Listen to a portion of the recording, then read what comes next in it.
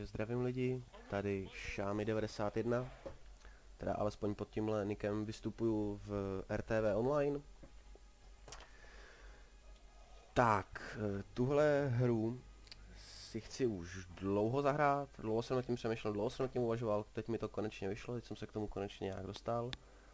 A tohle je můj úplně první videokomentář z téhle hry. Takže chtěl jsem si to hlavně zkusit, protože jsem to viděl na netu, že to pár lidí dělá, líbilo se mi to, zaujalo mě to, takže jsem si to chtěl sám vyzkoušet. Jelikož je to můj první videokomentář, tak to možná nebude úplně ono, budu možná zapomínat na pár důležitých věcí, ale budu se snažit, aby to bylo co nejkvalitnější, abych ukázal všechno podstatné a aby to tak nějak mělo dobrý smysl a tohle videjko. Takže já hraju za Kartágo, pauznu to. Já hraju za Kartágo, mám tady vepředu, mám 3 chrámové pěchoty, chrámové gardy, což je elitní jednotka, hodně elitní, jsou opravdu skvělí chlapíci. Ty mám vylepšený gold. Na každé straně mám po jednom punkskou pěchotu, což taky poměrně dobrý kopyníci, ty mám spíš do počtu. Pak mám 4 prakovníky, taky gold, 3 tyhle jízdy s dlouhými štíty, ty mám taky gold. A potom mám ještě 2 tyhle ty milice domobranu nevylepšenou.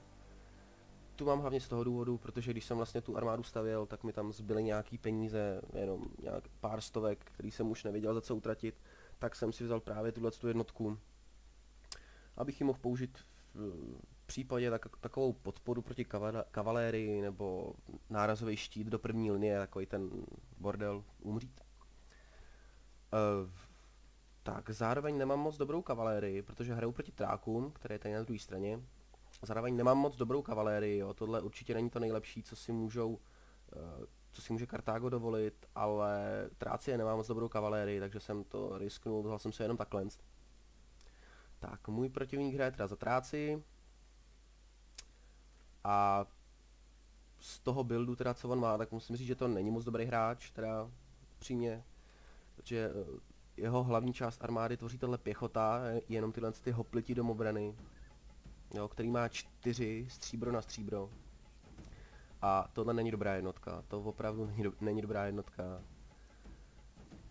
Pak tady má na svém pravém křídle 2 těžké jízdy, 2 generály, což to je teda hodně elitní kavalérie, mají povylepšovanou, jo, nějaký stříbro na stříbro taky, upgradey.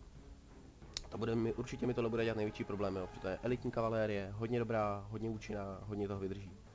Na svém levém křídle má těžkou pěchotu ve formě těchto basterné, který jsou opravdu docela brutální, těch se rozhodně budu chtít zbavit. Jo, ono, i když jsou to takovýhle naháči, jo, tak přece jenom toho poměrně vydrží dost. A pak mám vzadu 2 lučišníky a 2 oštěpaře.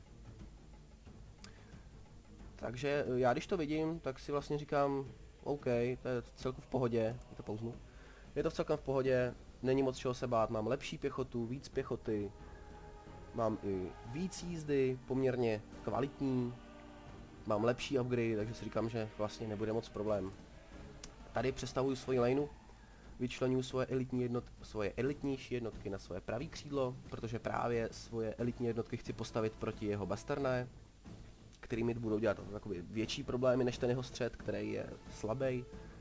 Zároveň přesouvám všechnu svoji milici nalevo, protože ji chci právě použít jako takový nárazový štít proti té kavalérii, jako do první liney.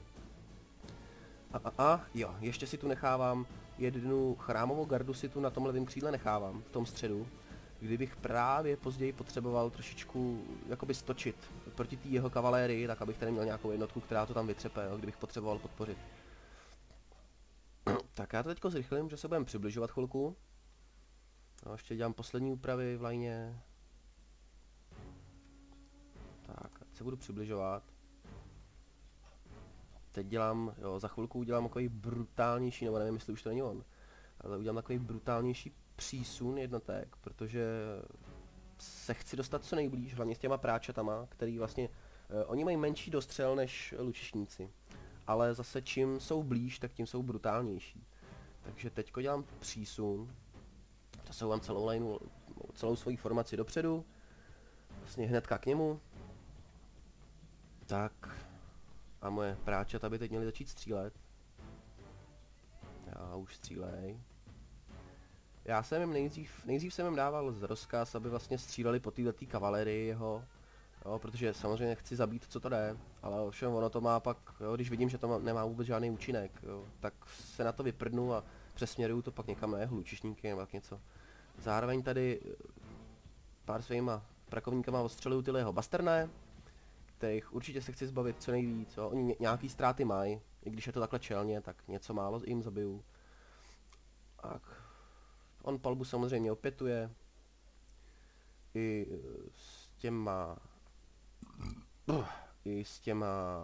svýma oštěpařema. Což dělá mi tady nějaký ztráty v pěchotě, což jsem si vůbec nevšiml. Takže já rovnám pěchotu, rovnám 4 svoje kopíníky proti 4 jeho kopíníkům.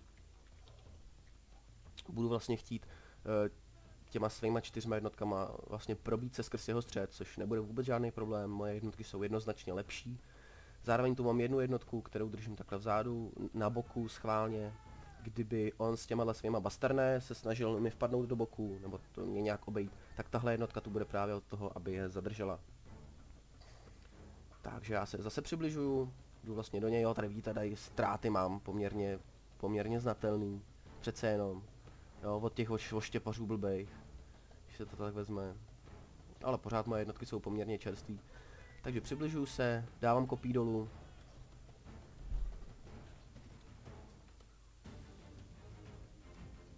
Dávám kopí dolů a vlastně chargeuju, dávám útok. Kavalérii, hejbu kavalérii, vystrkuju svoji milici, jo, a posílám je vlastně dopředu zaútočit na toho jeho generála, na toho jeho jízdu. Jo, víte, on na to absolutně nereaguje, to je velká chyba, on na to absolutně nereaguje, on by měl zkusit naopak moji jízdu odvízt od hlavního střetu. A on se tady zbytečně nechává zafixovat a prostě levnejma jednotkama. Já ho tady s svýma jízdama ho tady chargeuju. A moment. Tady můžete vidět, jo, vlastně hlavní střed, jo. Ten střed té armády. Tady vidíte, jak moji hopliti to absolutně přejeli tu jeho lineu. A tady můžete vidět ty blikající jednotky, to je jeho pěchota. A už utíkají z boje. opravdu paráda, hodně drsných chlapíci jsou tohle. Jo, samozřejmě moje jízda tady vlítne mu dozad, jo, ale to je prostě brutální, jo, během chvilinky. Jeho bastarné mi padají do boku, já to tady podporuju svýma kopíníkama. Ještě myslím na to pak vyčlením nějaký tyhle kopíníky, aby jim šly do boku. Svojí jednou jízdou tady rozháním nějaký lučišníky, no a vidíte, jak to hromadně ustupuje. Tuhle jízdu teď mám pocit, že stočím na jeho generála za zádu.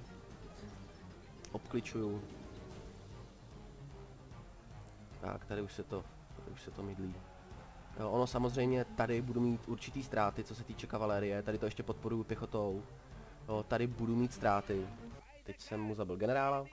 Tady budu mít ztráty, protože moje kavalérie není tak elitní jak jeho. Mám jich sice hodně, ale ta jeho je přece jenom elitnější. Jo, ačkoliv jsem tady měl obrovskou převahu početní, tak se můžete podívat, kolik mi tu zařvalo jezdců, jo, tyhle ty jezdci s těma bílejma přikrývkama, když to tak řeknu, tak to je všechno moje kavalérie. Takže to všechno mi tady umřelo. Samozřejmě moje milice tam pochcípala, ale vlastně říkám, měl jsem je tam hlavně proto, aby tu jízdu zafixovala, což se nakonec povedlo. Tak a je po bitvě, tady jeho poslední zbytky pěchoty ustupujou pod náporem vlastně mých kopíníků.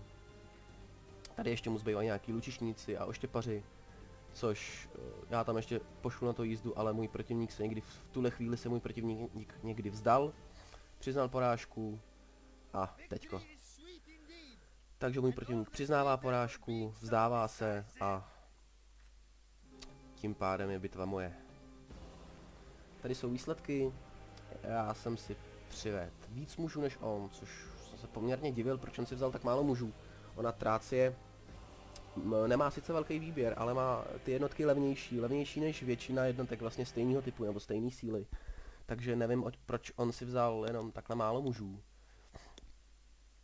On si měl vzít, taky nevím, proč nevzal nějaký silnější kopíníky, on si vzal velmi slabou pěchotu, všechno vsadil na jízdu, s kterou ani neuměl vlastně manévrovat, jo. Já jsem mu ji tam hnedka odchyt a hnedka jsem mu ji vlastně pobil.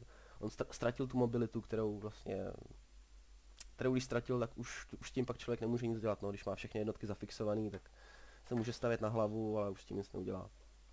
No, takže můj protivník si vybral špatné jednotky, měl je málo vyupgradeovaný, neuměl s nima tolik hejbat, neměl takový mikro a tím pádem to byla vlastně docela hezká bitva. Bylo to takový hezký vítězství pro mě.